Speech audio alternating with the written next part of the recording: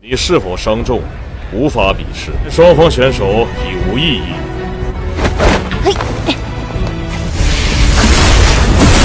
Yo, halo guys, selamat datang kembali di channel Imam Tanto.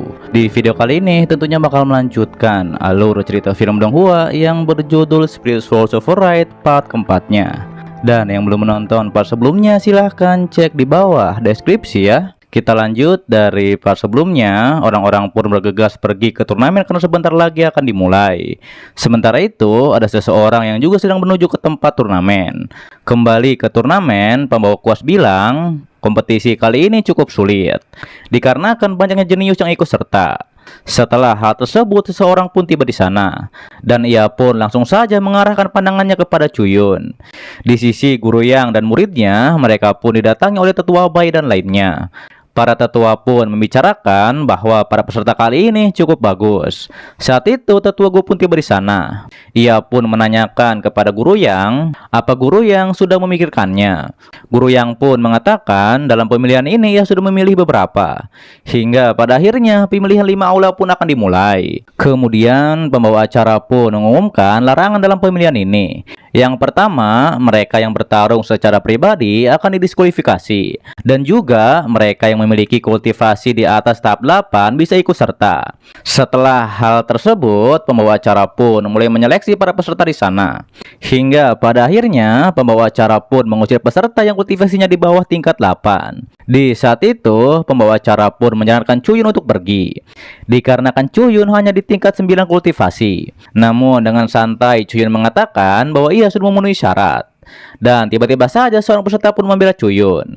Dikarenakan tidak seharusnya pembawa acara mengusir Cuyun. Setelah hal itu, Cuyun pun berterima kasih pada peserta itu. Kemudian peserta itu pun memperkenalkan dirinya, yaitu bernama Yu Sun Feng. Ia pun menawarkan Cuyun menjadi temannya. Hingga pada akhirnya mereka pun berkenalan. Ia juga menceritakan perjalanannya adalah mencari teman. Namun di saat itu dua teman Sun Feng yaitu si Kiro dan juga Lantian tiba di sana. Hingga akhirnya mereka semua pun berkenalan.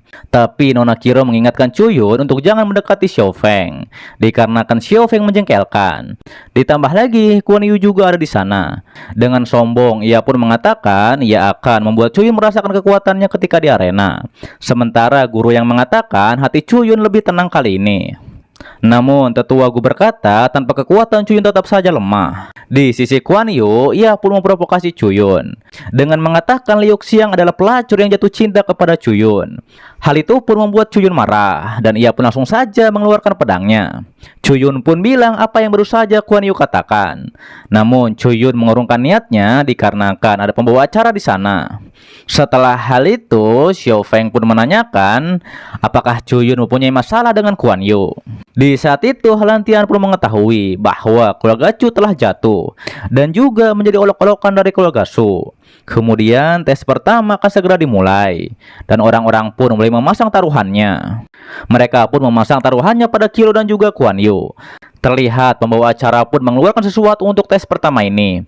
Ia menjelaskan di tahap ini ada 2 ujian, yaitu memeriksa tingkatan dan juga senjata spiritualnya. Ditambah lagi, mereka yang melampaui level 5 akan lulus, dan sisanya tidak lolos. Hingga pada akhirnya, kelompok pertama pun akan maju untuk tes pertama ini. Pembawa acara pun bilang, kelompok pertama ini setiap orang hanya memiliki senjata spiritual tingkat 2. Dan akhirnya, mereka pun tidak lolos. Begitu juga dengan kelompok berikutnya. Melihat hal itu, Nona Yunian pun mengatakan ujian ini hanya penyatuan dengan senjata roh. Namun mengapa ketat sekali? Guru Yang pun menjelaskan penyatuan senjata roh adalah pemahaman tentang senjata rohnya. Dengan begitu, semakin tinggi penyatuan yang dimiliki, maka mempunyai kekuatan lebih dengan senjata rohnya. Sementara Li Chuan di tingkat penyatuan 3, ia pun lolos pertama dalam tes ini. Orang-orang pun membicarakan jika ingin lulus pada tahap ini, mereka harus ada di tahap pengumpulan jiwa. Kemudian Xiao Feng dan Nona Kiro juga lulus dalam tes ini. Setelah hal itu, Xiao Feng dan lainnya pun memuji Kiro. Namun di saat itu, Kuan Yu pun justru mengejek Nona Kiro. Kemudian pada tes selanjutnya, Kuan Yu juga lolos dengan hasil yang bagus. Mendengar hal itu, orang-orang pun membicarakan Kuan Yu yang jenius. Di sisi lain, tetua Gu pun berkata bahwa Kuan Yu telah memutuskan untuk bergabung dengan Aula Yungmeng-nya. Setelah hal tersebut, Kuan Yu bilang ia harap Chuyun lolos dalam tes pertama kali ini. Kemudian tibalah giliran Chuyun. Chuyun pun mengetahui bahwa senjata spiritualnya sudah meningkat, dan ia pun tidak membiarkan orang jahat tahu akan hal ini. Namun untungnya untuk pemeriksaan ini tidak tinggi, dan juga bisa menyembunyikan teknik kultivasinya. Hingga pada akhirnya Chuyun pun mengeceknya, dan ternyata hasilnya senjata spiritual tingkat 1. Mengetahui hal itu, orang-orang pun meremehkan Chuyun. Namun ketika mengeceknya kembali, semuanya pun menjadi terkejut dikarenakan penyatuan senjata roh Chuyun tingkat maksimal, yaitu di level 7. Orang-orang di sana pun tidak menyangka artefak saja tak mampu menahannya, dikarenakan mungkin penyatuan senjata roh Chuyun lebih dari tingkat 9. Sementara itu, para tetua juga menjadi terkejut dengan level 9 penyatuan senjata roh yang dimiliki oleh Chuyun. Salah satu tetua juga berkata ia akan menerima Chuyun di aula jalan jika Chuyun bagus dalam pertandingan. Setelah Chuyun turun dari arena, Xiao Feng pun memuji Chuyun yang menakjubkan. Terlihat Onakiro dan Lantian juga memuji Chuyun seorang jenius yang sejati. Melihat hal itu, Kuan Yu bilang secara resmi ia akan mengalahkan Chuyun di arena. Setelah hal tersebut, muncullah seseorang yang menyuruh Kuan Yu dan timnya untuk pergi mengikutinya. Kemudian pembawa acara pun mengumumkan dari 300 peserta yang lolos hanya 64 orang. Ia pun menyuruh semua orang untuk beristirahat, dikarenakan untuk pertandingan besok. Di malam harinya, wali kota pun mengajak Chuyun makan di penginapan. Namun di saat itu, Yanxi pun menyelamatkan Chuyun yang akan diserang oleh seseorang. Chuyun bilang meskipun ada banyak peringkat bumi, namun juga ada tetua di tingkat langit yang tidak berani membunuh. Sementara di dalam restoran, Nona Yunyan pun tadinya akan memanggil Chuyun. Namun di saat itu gurunya pun melarangnya. Nona Yunyan bilang harus merekrut jenius seperti Chuyun. Tapi guru yang mengatakan setiap tetua punya harga diri, dan mereka tidak akan mengundang siapapun. Di keesokan harinya, gendang pun ditabuh, yang menandakan babak kedua akan segera dimulai. Terlihat para penjudi pun bertaruh dengan jagoannya masing-masing. Sementara penjudi yang sebelumnya yang memilih Chuyun, ia pun menjadi ragu dikarenakan tidak ada yang memilih Chuyun. Namun pada akhirnya ia pun menjagokan Chuyun kembali. Setelah hal itu, Xiao Fen bilang bahwa tadi malam ia mengumpulkan informasi tentang lawan. Namun Chuyun mengatakan bahwa pertarungan tidak bisa diprediksi. Kemudian pembawa acara pun mengumumkan aturan babak kedua kali ini, yaitu selain senjata utama dilarang menggunakan benda lain, dan juga tidak membunuh, dan yang kalah akan didiskualifikasi. Setelah hal itu, pembawa acara pun akan mengambil 2 nomor dari kotak ini untuk bertanding, dan para tetua pun akan menilai apakah mereka pantas direkrut oleh semua aula. Kemudian yang terpilih adalah nomor 46 dan nomor 27, dan mereka yang akan bertanding di arena. Setelah hal itu, pertarungan di antara mereka berdua pun akan segera dimulai. Namun, pembawa acara pun bilang mereka yang tak bisa melanjutkan pertarungan ataupun keluar dari arena, maka peserta akan dinyatakan kalah. Hingga pada akhirnya pertarungan pun dimulai. Tapi Xiao Feng menjadi kesal kenapa mereka tak langsung bertarung, dan justru mereka lama berancang-ancang. Kemudian pertarungan di antara mereka pun dimulai. Hingga pada akhirnya nomor 27 pun memenangkan pertarungan kali ini.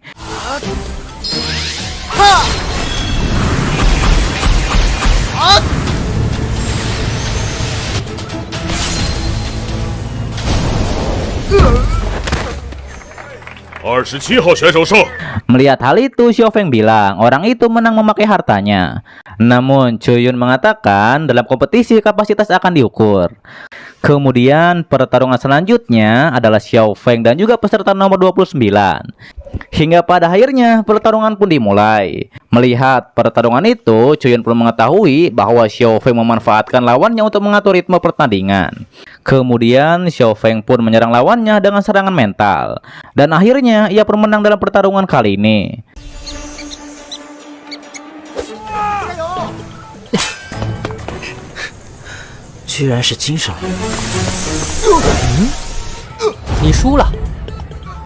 Setelah hal tersebut, pertandingan pun terus berlanjut. Bahkan Onakiro saja menang mudah dalam pertarungannya. Orang-orang pun membicarakan bahwa Onakiro adalah jenius pertama di kota Heishu. Namun mereka juga berdebat tentang Kuan Yu yang sebenarnya jenius pertama di kota Heishu. Saat itu, Kuan Yu pun memprovokasi Onakiro yang adalah jenius pertama di kota Heishu. Tapi Cuyun mengingatkan Xiao Feng dan lainnya untuk jangan meremehkan lawan. Ditambah lagi Kuan Yu hanya sombong. Cuyun juga tahu Kuan Yu hanya unggul dalam pertarungan jarak dekat, sedangkan senjata spiritualnya lebih untuk serangan jarak jauh. Kemudian Kuan Yu pun menang dalam pertarungannya hanya dengan satu serangan. Melihat hal itu, orang-orang pun memuji Kuan Yu, sedangkan Kuan Yu menatap Cuyun dengan penuh kebencian. Melihat hal itu, Xiao Feng bertanya pada Cuyun apa yang terjadi sehingga mereka berdua penuh dengan kebencian. Cuyun bilang Kuan Yu hanya musuh yang harus ia kalahkan. Sementara guru yang bilang bahwa Kuan Yu akan mudah lolos, sedangkan Cuyun akan berakhir dengan buruk. Namun Nona Yunian yakin bahwa Cuyun tidak akan mengecewakan gurunya. Setelah hal itu, pertarungan selanjutnya adalah antara Cuyun dan juga Zongqin. Mendengar hal itu, Lantian bilang ia pernah mendengar nama Zongqin. Namun terlihat Zongqin belum muncul juga. Hingga pada akhirnya Zongqin pun tiba dengan tubuh besar seperti bapak-bapak. Setelah hal tersebut, ia pun bersalaman dengan Cuyun. Xiao Feng yang melihat hal itu, ia bilang ini tidak adil dikarenakan lawan Cuyun begitu tua. Namun Zongqin mengatakan bahwa ia baru berusia 18 tahun. Hingga pada akhirnya pertarungan di antara mereka berdua pun dimulai. Xiao Feng yang melihat pertarungan tersebut, ia pun mengetahui bahwa Zongqin ini memiliki serangan yang cepat. Terlihat juga tangan Cuyun menjadi bergetar akibat serangan dari Zongqin yang diketahui beratnya ratusan kilo. Sementara Zongqin bilang Cuyun cukup hebat dikarenakan mampu menerima serangannya. Kemudian Zongqin pun menyerang Cuyun dengan sangat cepat menggunakan serangan batunya.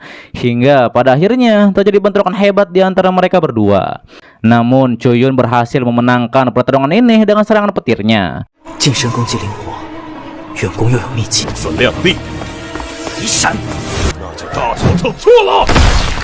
小风，干嘛呢？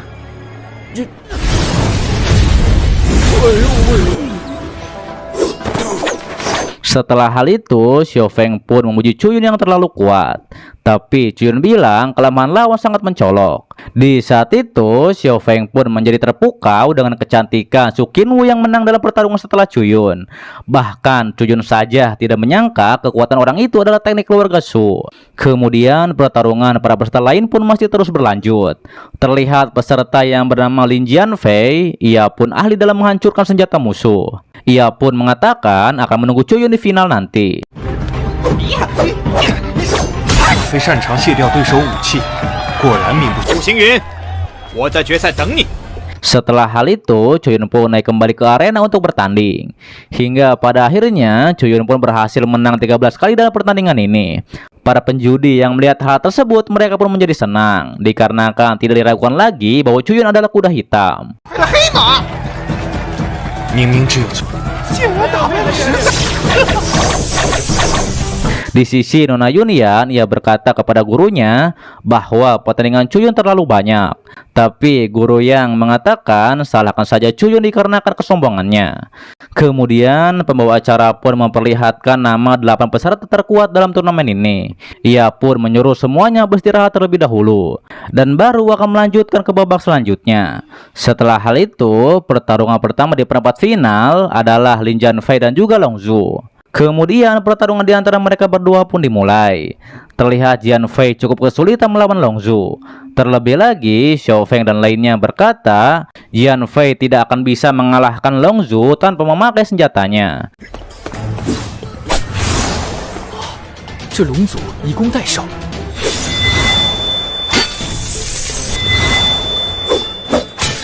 这个拆解手法使不出来了。 Di saat itu, Cuyun bilang kemampuan Jianfei meningkat pesat dalam serangan selanjutnya. Hingga pada akhirnya, Jianfei pun berhasil mengalahkan Long Zhu dengan menyegel bukunya. 升了数层，恐怕龙族防不住了。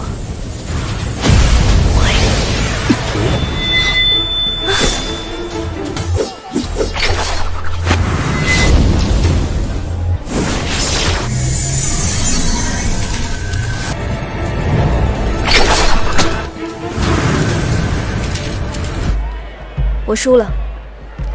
Chuyun pun mengatakan Jian Fei dalam jarak 1 kilo ia tidak bisa dikalahkan. Namun Jian Fei hanya bisa dikalahkan hanya dengan serangan fisik. Di sisi lain, para tetua aula pun akan terus menonton babak selanjutnya untuk menentukan pilihan mereka. Dan pertarungan selanjutnya adalah antara Chuyun dan juga Suling. Diketahui Suling ini berada di tahap 2 pengumpulan jiwa. Mengetahui hal itu, para penjudi pun meremehkan Chuyun. Namun penjudi yang menjagokan Chuyun, ia yakin bahwa Chuyun akan menang dalam pertarungan ini. Kemudian pertarungan di antara mereka berdua pun dimulai. Terlihat Chuyun pun kesulitan melawan Suling. Bahkan serangan Suling sampai membuat pedang Chuyun membeku. 近战不错，速战速决吧。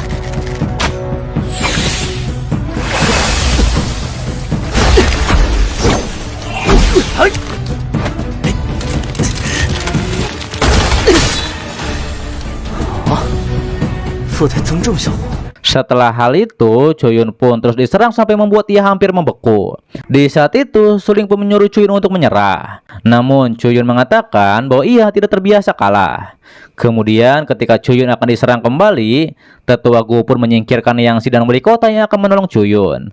Tapi akhirnya, Chuyun pun bisa memberikan keadaan dan juga menang dalam pertarungan kali ini. 自会出手救人。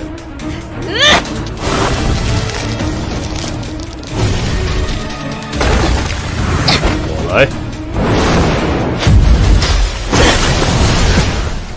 Di sisi tetua Gu, ia pun tidak menyangka ternyata Chuyun mampu mematahkan teknik yang akan menyerangnya. 这才配成为我的对手。 Setelah hal itu, babak selanjutnya adalah pertarungan antara Nona Kiro dan juga Li Chuan.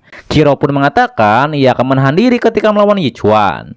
Namun Yi Chuan mengatakan walaupun mereka teman, ia harap Nona Kiro bertarung serius dengannya. Kemudian pertarungan di antara mereka berdua pun dimulai. Terlihat Nona Kiro pun mengeluarkan segelnya untuk melemahkan serangan fisik.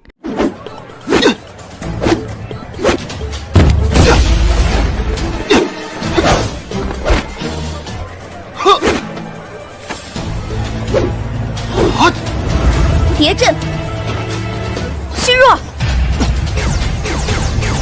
Namun meski begitu, Yi Chuan tak akan menyerah begitu saja. Hingga pada akhirnya terjadi kembali pertarungan di sana. Sementara Chuyun bilang ia khawatir kekuatan spiritual Yi Chuan akan habis, dikarenakan Yi Chuan sudah lama tersegel. Dan benar saja, Yi Chuan pun terlempar dari arena dan kehabisan kekuatan spiritualnya. 蝴蝶阵，见效。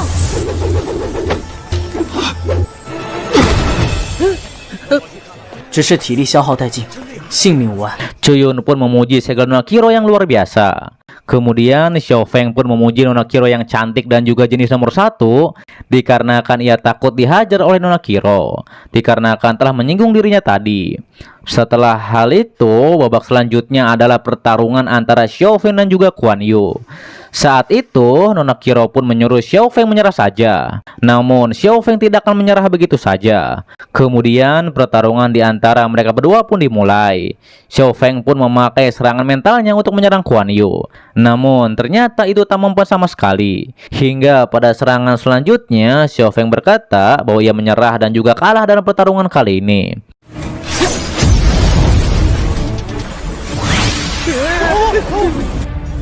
最讨厌这种下三滥的招式，哼！竟然靠一只小老鼠偷。忍术，我认。 Setelah hal itu, Guan Yu bilang kepada Chuyun bahwa ia tak suka diserang diam-diam. Daripada itu, ia pun membenci teknik kotor dari Xiao Feng. Di saat itu, Nona Kiro pun mengatakan bahwa ia akan mengalahkan Guan Yu dan juga membalaskan dendam Xiao Feng.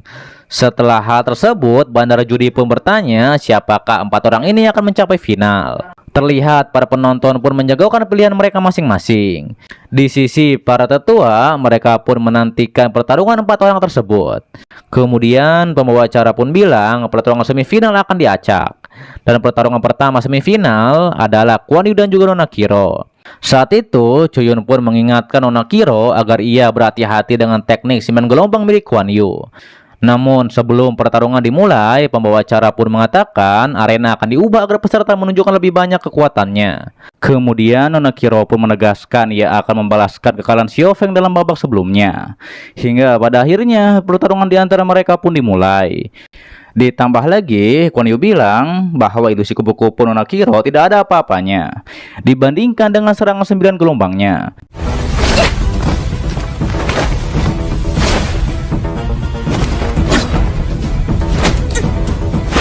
原来是幻象，蜻蜓点水。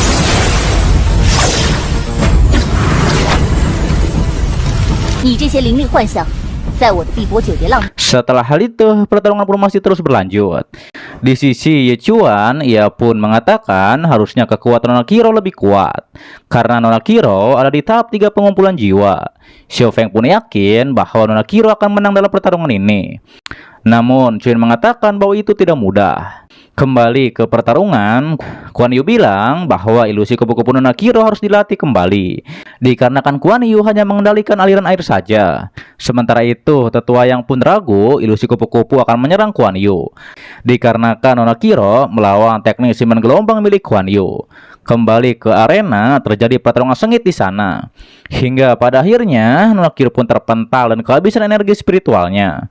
Dengan begitu, Kuan Yu lah yang menang dalam pertarungan ini. 蝴蝶阵见效，输了，再来。有灵力耗尽，水千月。 Setelah pertarungan tersebut, Tetua Yang pun memuji teknik yang dimiliki oleh Kuan Yu. Ia juga memuji Tetua Gu yang sangat jeli melihat bakat dari Kuan Yu. Sementara Chuyun pun tidak menyangka dalam waktu singkat Kuan Yu sudah melatih teknik 9 gelombangnya, yaitu hingga tahap keempat. Kemudian pertarungan selanjutnya yaitu antara Chuyun dan juga Jian Fei. Namun kita dialihkan sebelum itu, Tetua Gu pun menugaskan pada Jian Fei bahwa di babak kali ini ia harus membunuh Chuyun. Tetua Gu pun menjanjikan kepada Jian Fei bahwa Jian Fei akan menjadi murid utama di aula bela diri. Setelah hal tersebut, Jian Fei bilang bahwa lawan sebelumnya sangat lemah. Daripada itu, ia pun ingin bertarung dengan Chuyun. Hingga pada akhirnya pertarungan pun dimulai. Xiao Feng yang melihat pertarungan itu, ia pun menjadi terkejut dikarenakan mereka berdua adalah monster. Dikarenakan sering bertukar ratusan teknik. Ye Chuan juga bilang nampaknya di pertandingan sebelumnya, Jian Fei tidak mengeluarkan semua kekuatannya.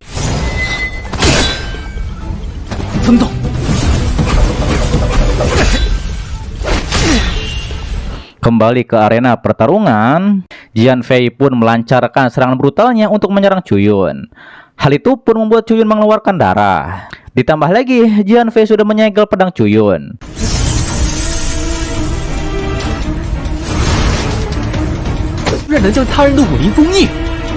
Di sisi para tetua, mereka pun terkejut dikarenakan Jian Fei memiliki bakat yang hebat. Terlebih lagi, Jian Fei memiliki teknik yang spesial. Salah satu aula bela diri Chang Feng akan berjuang untuk mendapatkannya. Kembali ke arena pertarungan, Chuyun pun mengeluarkan dua pedangnya. Melihat hal itu, para penonton pun menjadi terkejut. Hingga pada akhirnya terjadi kembali pertarungan di sana. Namun Jian Fei menjadi terkejut juga dikarenakan Chuyun mempelajari tekniknya, yaitu melucuti senjata. Setelah hal itu, Chuyun pun mengambil senjatanya kembali. Dan ia pun mengeluarkan serangan petir dan berhasil menyerang Jian Fei.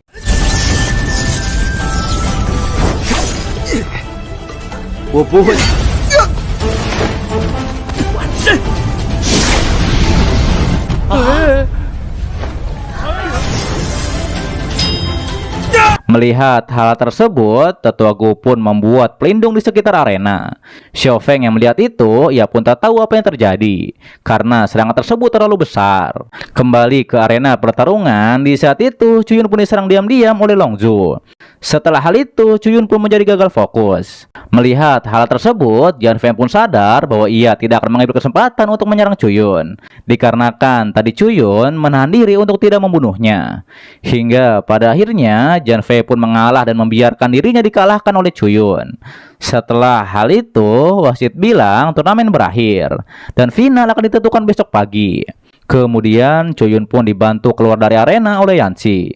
Mengetahui ada yang tidak beres, Guru Yang dan Nona Yunian pun akan pergi untuk melihat Chuyun. Sementara Kuan Yu bilang nampaknya hanya ia saja yang bisa mengalahkan Chuyun. Kemudian di malam harinya ketika di kereta, Nona Yunian pun mengatakan nampaknya luka Chuyun disebabkan oleh seorang pembunuh. Nona Yunian juga menjadi heran akan hal tersebut. Karena meskipun ada lindungan dari tetua, tapi kenapa ada serangan diam-diam? Guru Yang pun menduga ini adalah ulah dari bos turnamen ini, yaitu Tetua Gu. Guru Yang pun mengatakan jika benar ini tindakan dari mereka maka tak bisa dimaafkan.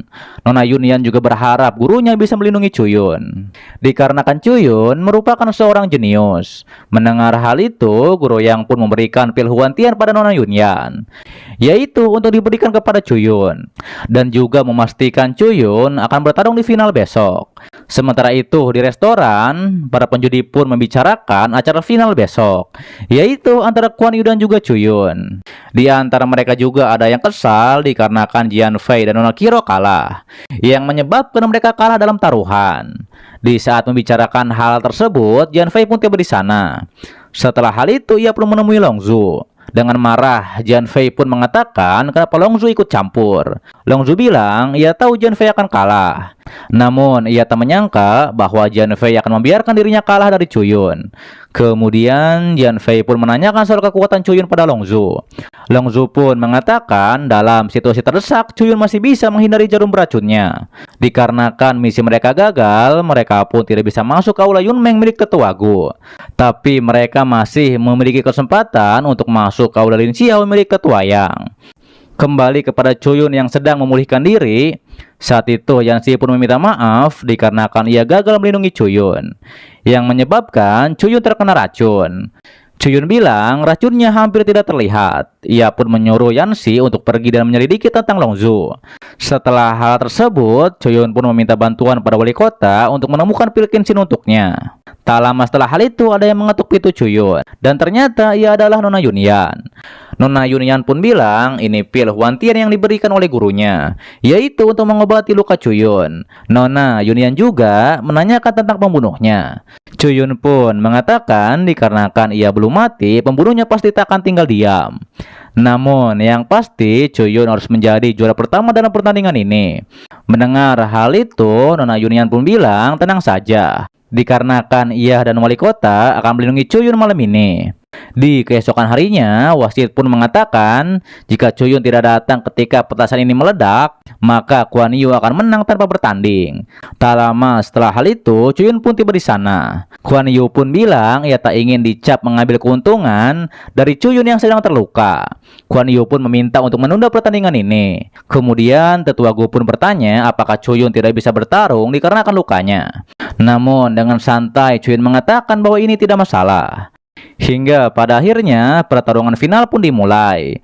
Terlihat Kuan Yu pun menggunakan seluruh kekuatannya untuk menyerang Cuyun.